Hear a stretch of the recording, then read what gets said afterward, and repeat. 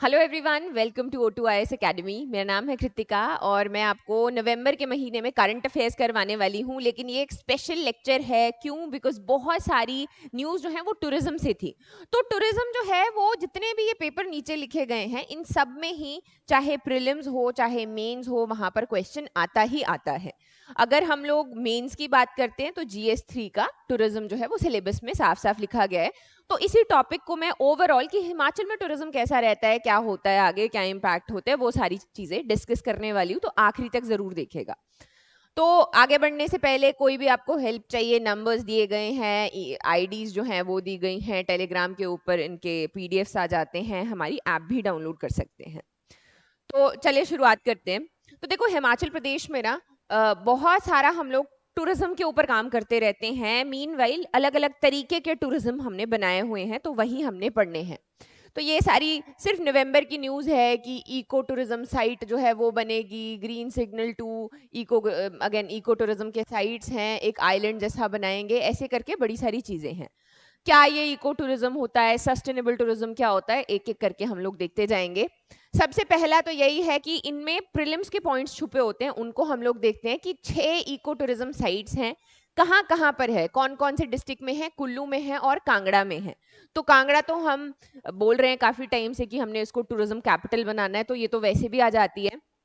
यहाँ पे बीड़ बिलिंग है, कुल्लू में जो है अगेन बहुत सारा फ्लोरा फोना है। तो यहाँ 2 जगह हम लोग इको टूरिज्म साइट्स डेवलप करने वाले हैं। क्या ये होता है क्या नहीं होता है वो आगे देखेंगे। कौन कौन सी जगह है? कायस दहार, कसोल, बिंद्रावनी है, बीड़ बिलिंग, सोलंग नाला आ गया आपका। तो ऐसे करके कुछ कुछ जगह रखी हैं। जब करेंगे इसको डेवलप तब और पढ़ेंगे, थोड़ा सा बस पता होना चाहिए हमें कहाँ पर ये है। नेक्स्ट आ गया कि इको टूरिज्म जो है उसको विंग्स लगने वाले हैं। विंग्स यानी कि हम इसको उड़ान जो है इसकी भरेंगे, ऐसा कुछ इसमें लिखा गया है। नेक्स्ट हमारी न्यूज है कि अंडमान एंड निकोबार में जैसे आइलैंड रहते हैं बीच में, वो वाला टूरिज्म किया जाता है। वैसे ही बिलासपुर में जोरी पत्तन का एक एरिया है कि हम वहां पे भी छोटा सा आइलैंड बनाएंगे जो कि 8 से 9 महीने पानी के बाहर रहता है। तो वो भी लोगों को अट्रैक्ट करेगा, तो वो भी अगेन टूरिज्म का पार्ट बनेगा। फिर अगली न्यूज थी जी कि हम इको टूरिज्म को पोंग डैम लेक में, गोविंद सागर हो गया, कोल डैम, वहां पर तो चल ही रहे हैं एफर्ट्स, बोले पोंग डैम एरिया जो है वहां पर भी डेवलप करेंगे। नेक्स्ट थी south Korea will get give wings. Kangra में एक छोटी सी पॉपुलेशन है साउथ कोरिया की, जिनके बोल रहे हैं कि उनका जो टूरिज्म सेक्टर है वो यहाँ पे इन्वेस्ट करने के लिए, या उनकी जो गवर्नमेंट है वो यहाँ पे थोड़ा बहुत इन्वेस्ट करेगी आने वाले टाइम में। पक्का कुछ नहीं हुआ है अभी, जब भी होगा तो आगे देखेंगे अगेन। फिर मैंने आपको ये बताया कि बिलासपुर में वाटर टूरिज्म, चाहे वो बलून राइड है, सोफा राइड, क्रूज, शिकारा तो अभी लाया गया था। वो छोटे वाले क्रूज शिप, अब इतना बड़ा तो नहीं है कि गोवा जैसे बड़े बड़े शिप्स आएंगे, लेकिन अगेन छोटे क्रूज शिप्स जो हैं वो यहाँ पर लाए जाएंगे। होगा क्या? टूरिज्म आगे बढ़ेगा। तो ये थे आपके न्यूज।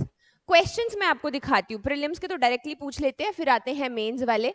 इसमें हर एक क्वेश्चन में कीवर्ड होता है, हमें कीवर्ड देखना होता है कि ये है कि व्हाट, यहाँ पे what is the pilgrimage tourism, क्या ये होता है।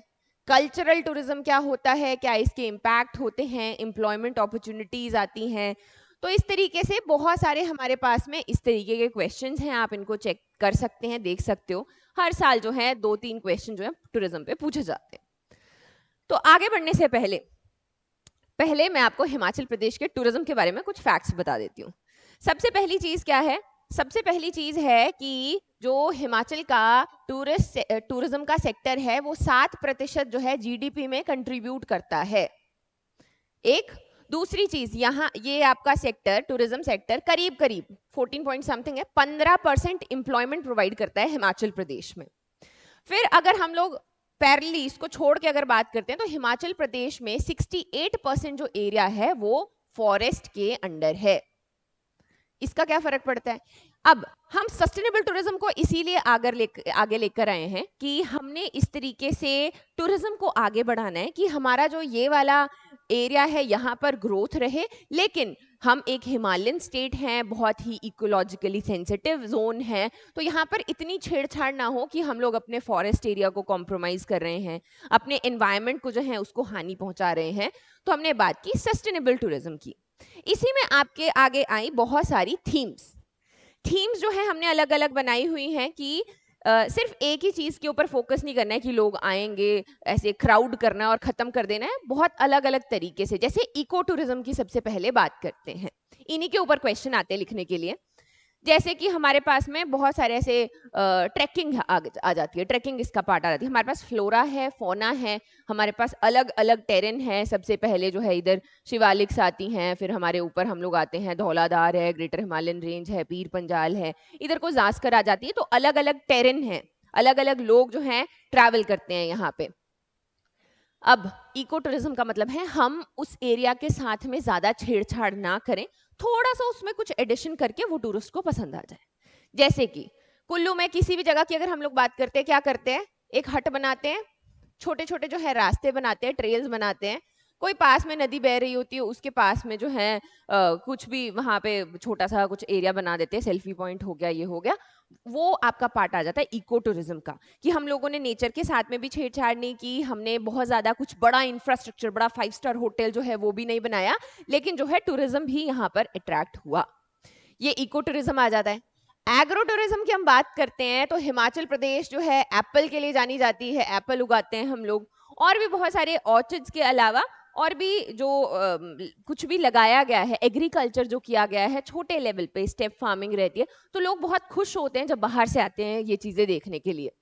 तो इनके जो ऑर्चिड्स हैं, इनके जो बगीचे हैं, वो लोगों को दिखाए जा सकते हैं कि सेब के बगीचे में एक छोटा सा घर बना हुआ है, वहां पर लोग रहना चाहते हैं। ये आपका टूरिज्म आ गया। सेब के बगीचे की अगर उनको एक जो अगर वो वहां पर जाना चाहते हैं तो वो टूरिज्म को अट्रैक्ट करेगा। फिर हम लोगों ने नीचे की तरफ जब हम आते हैं, जो आपके हमीरपुर ऊना आ गए, यहाँ पर हमने पार्क्स बनाए हैं, मेडिसिनल पार्क्स हो गए, बिलासपुर में भी है। उसके अलावा इन्हीं शिवालिक्स में माल्टा उगाया जाता है, स्टोन फ्रूट्स यानी कि पीच, प्लम, वो सारी चीजें रहती हैं, तो वो भी टूरिस्ट देखने के लिए आते हैं। इसको हम बोलते हैं एग्रो टूरिज्म। स्नो टूरिज्म आ गया, एक एक करके एग्जाम्पल भी देती जाऊंगी इनके आगे। स्नो टूरिज्म हो गया कि बर्फ पड़ती है तो सारे लोग वहां को तो भागते ही, लेकिन उसमें कुछ एक्टिविटीज, जैसे हम लोग नेशनल स्कीइंग फेस्टिवल करवा देते हैं, चैंपियनशिप्स करवाते हैं, या फिर कोई भी बड़े नेशनल या इंटरनेशनल लेवल का जो कि लाइक बर्फ में होना चाहिए, उसके लिए हम एक अच्छी डेस्टिनेशन यहाँ पे बन गए। फिर आ गया जी लेक टूरिज्म। ये जो जितनी आपने न्यूज देखी है कि हमारे पास बहुत सारे लेक्स हैं, कुछ नेचुरल लेक्स हैं, जैसे कि अगर हम कुछ नेचुरल लेक्स को देखना चाहते हैं तो यूला कंडा वाला ट्रैक है, फिर हम लोग देखते हैं, और बड़े सारे हैं, धंकर, नाको, वहां तक आप ट्रैकिंग करके जाते हो। फिर आते हैं कुछ मैन मेड, जैसे कि पोंग डैम हो गया, आपका कोल डैम है, देन गोविंद सागर लेक आ गया। यहाँ पर हम लोग डिफरेंट तरीके का टूरिज्म कर रहे हैं कि ये बड़ी बड़ी साइट्स हैं, बड़े सारे एनिमल्स, ये बर्ड्स, आपके माइग्रेटरी बर्ड्स यहाँ पर आते हैं, तो कि बर्ड वॉचिंग का सिनेरियो लगा सकते हैं, वहाँ पर लोग बर्ड वॉचिंग कर सकते हैं, फिशिंग कर सकते हैं, जो आपके वाटर स्पोर्ट्स रहते हैं वो, हॉट एयर बलून, वो सारा लेक टूरिज्म का पार्ट आ जाता है। नेक्स्ट आ जाता है जी पिलग्रिमेज टूरिज्म, यानी कि लोग यहाँ पर भगवान के पास में जब भी आते हैं, देवभूमि कहा जाता है हिमाचल प्रदेश को। अलग सारे इतने सारे जो आपके रिलीजन्स हैं वो तो यहाँ पर हैं ही, साथ में हम देखते हैं कि यहाँ पर शक्तिपीठ भी है, जो शक्तिपीठ है वहां पर आते हैं, बुद्धिस्ट सर्किट है, देन हमारा एक सिख सर्किट भी बोल सकते हैं, शिव सर्किट है, तो वो सारे जो हैं इसमें इसका पार्ट यहाँ पर बन जाते हैं। इस तरफ देखते हैं तो ये है आपका MICE आपके मीटिंग्स, इंसेंटिव्स, ऐसे करके बहुत सारी चीजें। जैसे आपने 2020 में सुना होगा कि वर्क फ्रॉम होम की जगह लोग जो है वर्क फ्रॉम माउंटेन्स कर रहे थे। अभी भी बहुत सारे लोग जाते हैं, जैसे मार्केटिंग वाले वगैरह होते हैं, तो वो क्या करते हैं कि कुल्लू या मनाली जो है वहां पर एक कमरा ले लिया है, सारा दिन धूप में बैठ के काम करते हैं, वर्क फ्रॉम होम होता है, और फिर वहीं पे रहना शुरू कर देते हैं। तो ये आपका MICE टूरिज्म आ जाता है। नेक्स्ट आ जाता है फिल्म टूरिज्म। बहुत खूबसूरत जगह है तो फिल्में जो है यहाँ पर बनाई जा सकती हैं, अच्छा खासा रेवेन्यू जो है वो जनरेट यहाँ पे हो सकता है। हेल्थ एंड वेलनेस, जब आपने देखा आयुष आगे बढ़कर आया तो अब लोग ज्यादा एक्टिव हो गए हैं, ज्यादा प्रिकॉशंस जो हैं वो ले रहे हैं अपनी हेल्थ को लेके, और स्पेशली अब हम बोलते हैं कि हमने ऑर्गेनिक खाना है, ऑर्गेनिक ये वो, तो वो हिमाचल प्रदेश से ज्यादा अच्छा ऑर्गेनिक क्या हो सकता है। अगर हम प्लेन्स की बात करते हैं, एग्रीकल्चर बड़े लेवल पे होता है, हमारे वो चीजें जो है अभी कम की जाती हैं। जब हम मेडिटेशन या योगा की बात करते हैं तो हम हमेशा दिमाग में सोचते हैं कि पहाड़ों में बैठ के मेडिटेशन करना है, या कोई भी मेडिटेशन कैंप है वो पहाड़ों में होता है। तो ये आपका health and wellness. Cultural and heritage, चाहे वो सिड्डू खाने हैं किसी ने, वहां से लेके कि हमारी इतनी सारी बिल्डिंग्स हैं वहां पे, लाइक फोर्ट्स, बहुत सारे किले हैं, बहुत सारे टेम्पल्स हैं जो बहुत ऐसे बहुत पीछे पीछे यहाँ पर जाते हैं। Last one is adventure tourism. Adventure हो गया जी कि बीर बिलिंग में वहां पर आपकी वो क्या करवाई जाती है, पैराग्लाइडिंग जो है वो भी करवाई जाती है। अलग अलग यहाँ पर जो स्पोर्ट्स हैं वो किए जाते हैं, जिनको एड्रेलिन मिलता है, चाहते हैं लोग, वो एडवेंचर टूरिज्म में यहाँ पर आते हैं। ठीक है जी, तो ये हमारे प्रमोशनल थीम्स ऑफ टूरिज्म है कि इतने तरीके का हमने इसको इसमें बांट के रखा है, और इसमें अलग अलग पोटेंशियल है कि अभी अच्छे जो डिस्ट्रिक्ट्स हर एक में कर रहे हैं, और कितने डिस्ट्रिक्ट्स जो हैं इसमें ज्यादा अच्छा कर सकते हैं कंपैरिजन में, और डेवलप किया जा सकता है। सिर्फ ऐसे जैसे इको टूरिज्म की बात करें तो लाहौल स्पीति बहुत अच्छा कर रहा है कि वो अपने चीजों के साथ में छेड़छाड़ नहीं करते हैं, बस क्योंकि वहां पर शायद हायर माउंटेन्स भी आ जाते हैं तो लोग वैसे भी मैस्मराइज रहते हैं, जाते हैं, खूब देखते हैं, और वहीं पे जो है अपना हिसाब किताब घूमना फिरना करते हैं और वापस आ जाते हैं। तो सेम चीज हम लोग चाहते हैं कि कांगड़ा, किन्नौर आ गया, चंबा आ गया, यहाँ पर भी धीरे धीरे डेवलप की जाए, कि आपके अगेन जो इकोनॉमिक सर्वे है उसमें आता है, इसको जरूर ध्यान में रखना होता है। फिर आ जाते हैं इवेंट्स। इसके लिए हम डिफरेंट डिफरेंट चीजें करते हैं। ये जो मैं आपको न्यूज हर महीने पढ़ाती हूँ कोई भी टूरिज्म की, वो इसी का पार्ट रहते हैं कि हम कभी कल्चरल शो कर रहे हैं कि हमने अपने कल्चर को जो है आगे लेकर आना है, या फिर कोई award events, press conference, exhibitions चलते हैं, फूड एंड आर्टिफैक्ट, बहुत सारी चीजें यहाँ पर चलती रहती है, तो वो इसी का पार्ट रहता है। एक एक करके दिखा देती हूँ, एग्जाम्पल दे देती हूँ। वैसे आपको ऑलरेडी मैंने समझा दिया, इको टूरिज्म है ट्रेल्स बनाना, हट्स बनाना, bird watching, trekking, camping, eco hut, जिसमें हम अपने एनवायरनमेंट को बिल्कुल भी डिस्टर्ब नहीं कर रहे हैं और उसका कोई भी ज्यादा प्रेशर जो है वो लैंड के ऊपर या फिर रिसोर्सेज के ऊपर नहीं आ रहा है। यहाँ के एग्जाम्पल्स अगर आप देख सकते हो तो सबसे पहला तो लाहौल ही इको टूरिज्म में सबसे अच्छा कर रहा है। बहुत सारी साइट्स जो हैं वो टाइम टू टाइम डेवलप करने की बात की जाती है। और जो मेन शिमला है, ये शिमला आपका जो प्लानिंग एरिया है, जो वहाँ का एक डेवलपमेंट प्लान बना हुआ है, वो बोलता है कि मेन शिमला के ऊपर बहुत ज्यादा प्रेशर है, तो हमने क्या करना है, सैटेलाइट टाउन्स बनाने हैं, यहाँ पे इको टूरिज्म डेवलप करना है। चमियाना, फागू, नालदेहरा, ये सारी जगह। जैसे आपने झिब्बी का एग्जाम्पल सुना होगा, जीबी है कि जीबी है ना, वहां पे जब भी अगर आप इंस्टाग्राम पे भी देखते हो तो खूबसूरत सी जगह है, बहुत ज्यादा चेंजेस नहीं है, छोटे छोटे इको ट्रेल्स बनाए हैं, लोग देखने के लिए जाते हैं, झरना है नीचे, कोई छोटा नदी जा रही है, तो लोग खुश हो जाते हैं। तो सेम चीज हम लोग और जगहों के साथ में भी यहाँ पर करना चाहते हैं। आगे आ जाता है एग्रो टूरिज्म। जैसा मैंने बताया, we have many parks, medicinal जो पार्क्स रहते हैं, सेब के बगीचे रहते हैं। स्नो टूरिज्म एग्जाम्पल देख लेते हैं जी, ये आपकी मैराथन जो है, स्नो मैराथन कराई जाती है, या आपकी इस तरीके की जो चैंपियनशिप्स हैं वो यहाँ पर करवाई जाती हैं। तो ये हम चाहते हैं कि आने वाले टाइम में ये वाली चीजें जो है ज्यादा हो वहां पर। वैसे तो क्लाइमेट चेंज है, बर्फ भी कम पड़ रही है, वो सारी चीजों को असाइड रख के हम स्नो टूरिज्म को भी डेवलप करना चाहते हैं। लेक टूरिज्म मैंने बता दिया, एडवेंचर टूरिज्म भी आपको पता है, और यहाँ पर अगेन रिवर राफ्टिंग, ये सारी चीजें आपकी चलती रहती हैं यहाँ पर। देवभूमि कहते हैं जी, पिलग्रिमेज सर्किट में जब आते हैं तो ये अलग टाइप का टूरिज्म है। यहाँ पर जो एज ग्रुप है वो चेंज हो जाता है, जो बूढ़े लोग हैं ज्यादा वो ट्रैवल करते हैं, देवी सर्किट जाना चाहते हैं, शिवा सर्किट है, फिर हमारा सिख सर्किट है, और बुद्धिस्ट सर्किट भी यहाँ पर है। नेक्स्ट आ गया कल्चरल। अगेन ये सारी चीजें जो हैं इनको हम लोग हाईलाइट करते हैं कि ये सारी चीजें हमारा कल्चर है और इससे लोग अट्रैक्ट होते हैं। हेल्थ एंड वेलनेस भी मैंने आपको बता दिया, आयुष जिसको कहा, आयुष का एग्जाम्पल यहाँ पर हम लोग ले सकते हैं। फिल्म टूरिज्म देख लिया आपने, MICE, meeting, incentive, conference and exhibition, कि लोग यहाँ पर आए, कोई मीटिंग करना चाहते हैं बड़ी, जैसे आप लोग सुनते हो कि किसी चीज का हेडक्वार्टर वहां पर है, ये बड़ी जो मीटिंग है ये वहां पर है, तो ये डेस्टिनेशन क्यों नहीं हो सकती उनके लिए। नेक्स्ट जो हम लोग ने न्यूज में बड़ा सुन आया वो था सन टूरिज्म। जब भी दिल्ली और आपका चंडीगढ़ में धुंध हो जाती है ना बहुत सारी, तो सब लोग क्या करते हैं, नॉर्थ वाले सारे हिमाचल की तरफ भागना शुरू करते हैं, क्योंकि वहां पर धूप आती है, यहाँ पे धुंध पड़ी होती है, धुआं धुआं सा रहता है, काफी दिन जो है धूप नहीं आती, तो उसको हमने सन टूरिज्म भी यहाँ पर कॉइन किया है। तो ये तो थे आपके प्रमोशनल टूरिज्म, या क्या क्या हम लोग इसमें कर रहे हैं, क्या क्या करना चाहते हैं थोड़ा सा। अब हम बहुत ही एक अलग पर्सपेक्टिव से बात करेंगे कि क्या इसके इम्पैक्ट हैं, प्रभाव क्या है इसके। फिर आगे हम लोग देखेंगे जी चैलेंजेस, क्या चुनौतियां हैं हमारे जो टूरिज्म है उसमें, कैसे इनको ठीक किया जा सकता है। Policy and promotion. पॉलिसी मैंने हमेशा आपको बताया कि हम लोग उसमें प्लान बनाते हैं फ्यूचर का, उसमें एक ऑब्जेक्टिव होता है जिसमें हमने एक स्ट्रैटेजी होती है, एक हमने लिखा होता है, सुंदर बातें होती है हर एक पॉलिसी की ना, जब भी आए लिखने के लिए तो हर एक पॉलिसी में सुंदर चीजें लिखनी होती है। हमारा ऑब्जेक्टिव है कि हमने सस्टेनेबल टूरिज्म करना है, स्ट्रैटेजी क्या है, हमने इको टूरिज्म को ज्यादा से ज्यादा साइट्स डेवलप करनी है, वहां तक जो है रोड लेकर जाना है, उसकी जो एक्सेसिबिलिटी है वो बढ़ानी है। तो पॉलिसी में हमेशा ही सुंदर सुंदर बातें होती है। फिर आ जाता है वे फॉरवर्ड की क्या क्या इसमें किया जाए, जो सबसे ज्यादा इंपॉर्टेंट है, लेकिन वो क्या है, वो है आपका इम्पैक्ट।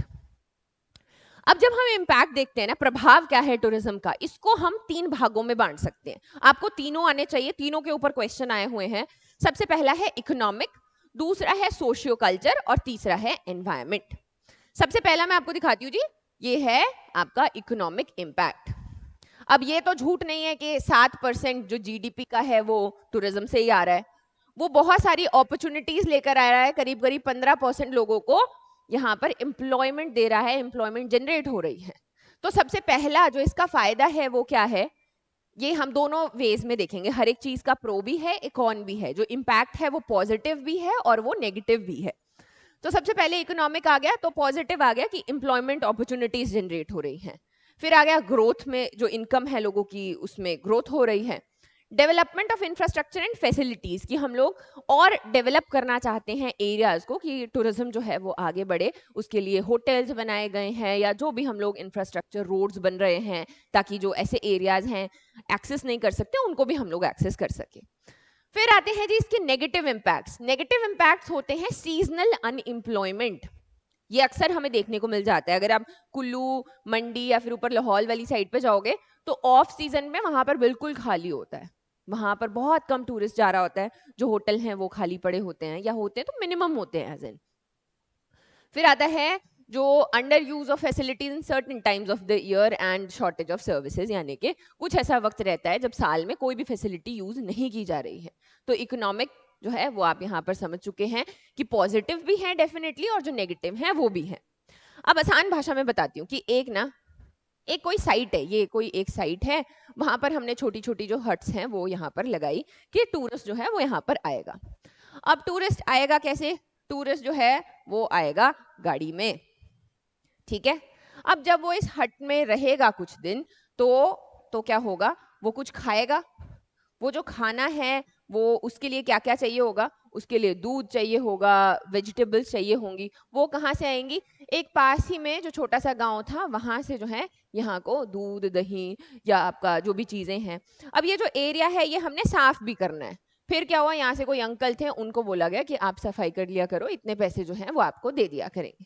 अब इमेजिन करो कि ये जो साइट है वो बड़ी होती जाती है किसी भी लेवल पे, यहाँ पर एक छोटी सी दुकान बन जाती है, यहाँ पर जो है कोई अपनी टैक्सी सर्विस जो है वो खोल लेता है, अब उसको वापस जाना है आना है, वहां पर जो खाना बनाता है उसको यहाँ से इसी गांव से एम्प्लॉयमेंट मिल रही है। तो अब क्या हो गया, इसको हम बोलते हैं फॉरवर्ड एंड बैकवर्ड लिंकेज, यानी कि जब इस तरीके का कोई इकोसिस्टम आता है तो उससे आगे पीछे जो सर्विसेज हैं, जो वेजेस हैं, वो कनेक्ट करती हैं कि उसके जो फायदे हैं वहां पर रहने वाली लोकल कम्युनिटी को भी होते हैं, और जो वो यहाँ पे ये जो टूरिस्ट है ये जाएगा अपना सुंदर तरीके से बोलेगा बाद में कि बहुत बढ़िया था, 4 फोटो खींचेगा, थोड़ा सा और जो है आगे उसको प्रमोट करेगा, 4 लोग और आएंगे। तो सेम वे इसी तरीके से जो है आपका टूरिज्म यहाँ पर काम करता है, और गुड्स और जो सर्विसेज हैं उनका एक्सचेंज यहाँ पर हम लोग देखते हैं। नेक्स्ट आ जाते हैं जी हम लोग आगे social cultural impacts. Socio culture, हमारे समाज के ऊपर, हमारे कल्चर के ऊपर क्या इम्पैक्ट्स रहते हैं, अगेन 2 में बांटते हैं, एक है पॉजिटिव, एक है नेगेटिव। शुरुआत करते हैं जी पॉजिटिव से। Growth in income, generate employment, strengthen communities. आसान भाषा में क्या हुआ, किसी के घर पे खाना जो है ये वो जो यहाँ पे उनको एम्प्लॉयमेंट मिली थी, अब इनका क्या होगा, स्टैंडर्ड ऑफ लिविंग जो है वो इंक्रीज होगा, इनका जो बच्चा है वो अच्छे स्कूल में पढ़ेगा, आगे जो है वो कॉलेज जाएगा, इस तरीके से क्या है स्टैंडर्ड ऑफ लिविंग जो है वो उनका बेटर हो, या और भी और एरियाज में भी जहां पर वो सोच रहा था कि मैंने ऑल्टो लेनी है, वहां पर वो कोई बड़ी गाड़ी लेगा। वैसे पहाड़ों में तो ऑल्टो ही लेते हैं, बट स्टिल ग्रोथ जो है इनकम में वो हमें दिखेगा, और उसी के साथ में जो अपॉर्चुनिटीज हैं वो भी वहां पर आएंगी।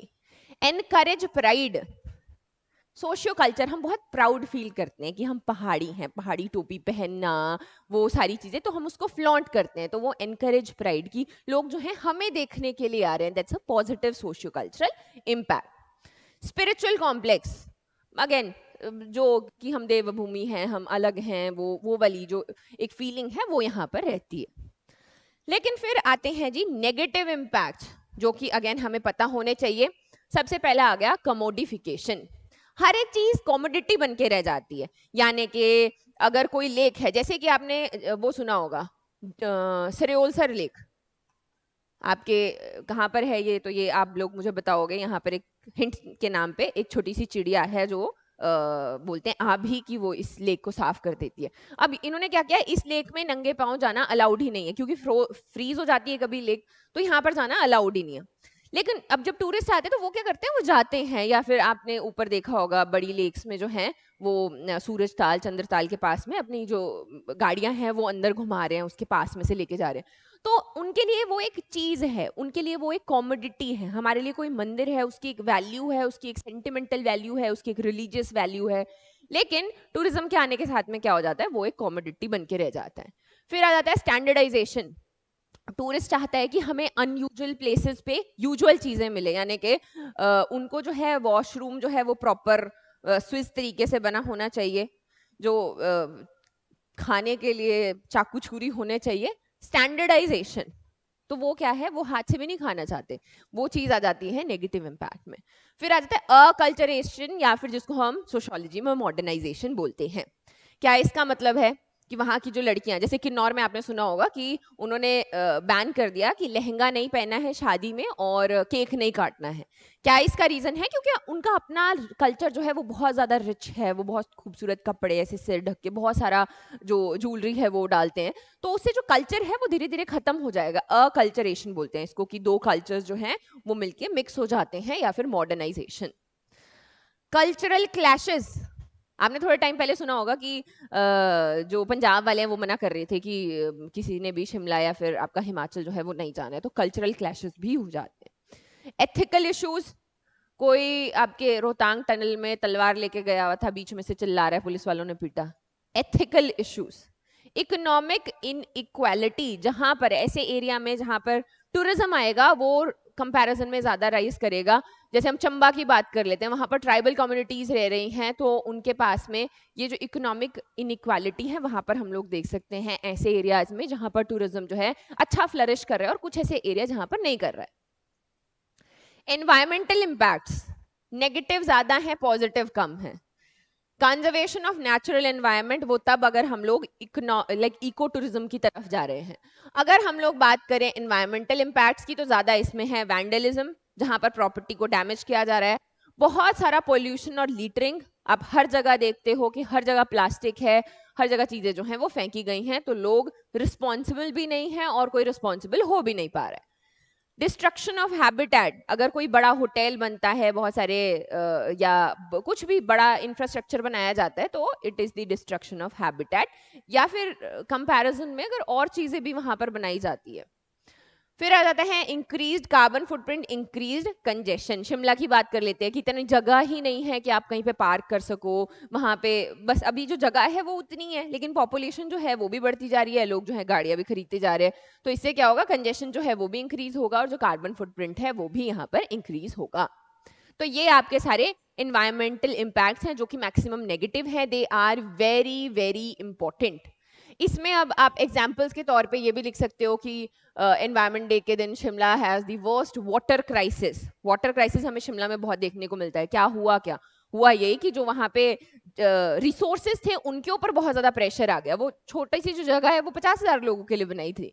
शिमला जो है वो बड़ा अच्छा था, सब कुछ सही था जब तक वो कम लोगों के लिए बनाई गई थी। अब धीरे धीरे पॉपुलेशन जो है वो वाइड होती गई, लेकिन जो रिसोर्सेज हैं वो भी उतने ही है, जो लैंड है वो भी उतनी है, तो वो हम लोगों ने देखा। कोक्सर की अगर हम बात करते हैं, एनजीटी ने नोटिस दे दिया था कि यहाँ पे जो गार्बेज है वो कैसे डंप किया जाता है। अगेन बहुत इंपॉर्टेंट है, इकोलॉजिकली सेंसिटिव एरिया है। तिब्बतियन ट्रेड रूट जो है उसका ये पार्ट हुआ करता था यहाँ पे। Pro Khalistani graffitis appear near Himachal temple, अब देखो ये नेगेटिव है, यहाँ पर एथिकल क्लैश भी है और यहाँ पर वैंडलिज्म भी है कि हमारा एक पुराना मंदिर जो है वो भी खराब हो गया है, और जो क्लैश है, कम्युनिटी क्लैश है, वो भी हमें देखने को मिल रहा है कि खालिस्तानी और जो भी यहाँ पर चल रहा है। तो इसी के साथ में आपके जो भी इम्पैक्ट्स हैं वो खत्म हो जाते हैं। यहाँ पर हम लोग सस्टेनेबल टूरिज्म की बात जरूर करनी है। आप कभी भी अपना आंसर लिखो, वहां पर सस्टेनेबल शब्द का इस्तेमाल जरूर करना है। उसका मतलब होता है बैलेंस। बैलेंस है, जो टूरिस्ट है उसको भी कोई प्रॉब्लम नहीं हो रही है और जो लोकल कम्युनिटीज हैं उनको भी नहीं, जो एनवायरनमेंट है उसको भी नहीं। हम लोग एक बैलेंस बना के चल रहे हैं कि फ्यूचर जनरेशन जो है उनके लिए भी हमारा जो एनवायरनमेंट है वो बच जाएगा, जो अभी लोग हैं वहां पर वो भी इंजॉय करेंगे, और जो हमारा इकोनॉमिक रेवेन्यू है वो भी इंक्रीज करेगा। वैसे यूटोपियन आइडिया है, ऐसा होता नहीं, सब कुछ थोड़ी ना मिल जाता है इंसान को, लेकिन हम क्या करते हैं, कोशिश करते हैं इस तरफ बढ़ने की। उसके लिए हम लोग क्या क्या करते हैं, अलग अलग एयरपोर्ट्स बनाए हुए हैं, या अभी जैसे ग्रीनफील्ड नागचला का जो ग्रीनफील्ड एयरपोर्ट है वो है, गग्गल एयरपोर्ट को एक्सपैंड कर रहे हैं, कुल्लू में भुंतर है, तो ऐसे करके ताकि लोगों की जो एक्सेसिबिलिटी है वो यहाँ पर और बढ़े। क्या क्या चैलेंजेस हैं, यानी कि अगर हम लोग इसको इम्प्रूव करने की बात करते हैं तो कैसे कैसे इम्प्रूव किया जा सकता है। सबसे पहले इंफ्रास्ट्रक्चर इम्प्रूव कर सकते हैं। ऐसा नहीं है कि लाइक बहुत बड़ा ही होटल होना चाहिए, लेकिन छोटा जो इंफ्रास्ट्रक्चर है वो भी होना चाहिए। फिर मैनेजमेंट ऑफ रिसोर्सेज की वही हम लोग बात कर रहे हैं कि यहाँ पर जो बेसिक से, जैसे वाटर क्राइसिस है आपका शिमला का, तो उनको जो है अच्छे से यहाँ पर मैनेज करने की जरूरत है। ट्रांसपोर्ट, बहुत सारी ऐसी जगह है जहाँ पर ट्रांसपोर्ट नहीं पहुंचा है, या जहाँ पर आपकी जो नदियां हैं, ये आपके रोड्स हैं वो नहीं पहुंचे हैं, तो वो पहुंचाने हैं। और फिर जो इन्वेस्टमेंट है वो भी बाहर से आ सकती है, जरूरी नहीं है कि हर बार जो सरकार है वही यहाँ पर आकर अपना योगदान दे। बाकी अगर आपके मन में कोई चैलेंज आता है तो आप उसको डेफिनेटली ऐड कर सकते हो। मैं यही बोलना चाहती हूँ कि अगर आप आंसर लिखो ना, तो उसमें ऐसा नहीं होना चाहिए कि आप टूरिज्म के बिल्कुल ही अगेंस्ट हो या फिर टूरिज्म के बिल्कुल ही फेवर में हो। कोई भी चीज बिल्कुल सही गलत या फिर आपके एकदम ब्लैक एंड व्हाइट नहीं होती, चीजें ग्रे एरिया में होती हैं थोड़ी सी। यहाँ से लोग जो है अपनी आजीविका भी कमा रहे हैं, और अगेन हमारा जो एनवायरनमेंट है उस पर भी फर्क पड़ रहा है। तो हमें एक बैलेंस्ड अप्रोच की जरूरत रहती है हमेशा ही, जिसके बारे में आप लिखेंगे। उसके अलावा अगर आप इनमें से कोई भी आंसर लिख के मुझे भेजना चाहते हैं, तो नंबर्स अगेन आपको मैंने स्टार्टिंग में भी दिए थे, यहाँ पे भी दिए गए हैं। आप ये जो क्वेश्चंस हैं इनमें से कोई भी लिख के इसको आगे मुझे भेज सकते हैं। I will definitely check it. और अगर आप एलाइड का मेंस भी लिख रहे हैं तो डेफिनेटली अपनी जो आंसर राइटिंग है वो करते रहिए। And if you want any kind of programme, answer writing programme हमारी तरफ से, then we will help you. You can follow me here, and thank you for watching.